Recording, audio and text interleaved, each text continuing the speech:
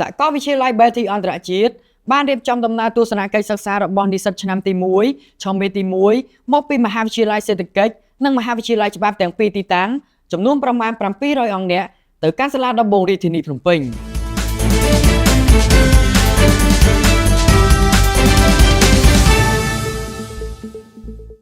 នេះថ្ងៃទី10ខែកុម្ភៈឆ្នាំ2026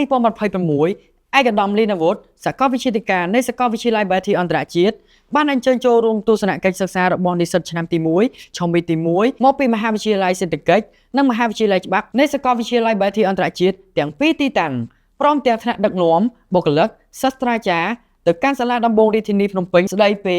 ការរៀបចំនិងប្រព្រឹត្តទៅរបស់សាលាដំបងរាជធានីភ្នំពេញដោយមានកិត្តិយសទទួលបានការស្វាគមន៍ពីសំណាក់លោកទឹកសុធីបូរឆាតអនុប្រធានសាលាដំបងរាជធានីភ្នំពេញនិងចៅក្រមតំណាងដ៏ខ្ពង់ខ្ពស់ឯកឧត្តមងួនណារ៉ាប្រធានសាលាដំបងរាជធានីភ្នំពេញនិងលោកអេរិនប្រធានលេខាធិការដ្ឋាននៃសាលាដំបងរាជធានីភ្នំពេញការចុះទស្សនកិច្ចសិក្សានេះរៀបចំឡើងជារៀងរាល់ឆមាសក្នុងគោលបំណងដើម្បីឲ្យនិស្សិតស្វែងយល់អំពីកិច្ចការច្បាប់និងរដ្ឋបាលព្រមទាំងទួលនីតិនិងភារកិច្ចរបស់សាលាដំបងរាជធានីភ្នំពេញ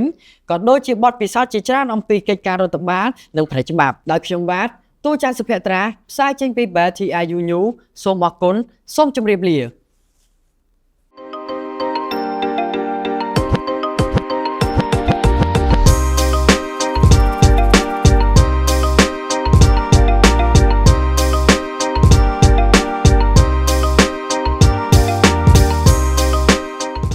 Belty International University, the future of global leaders.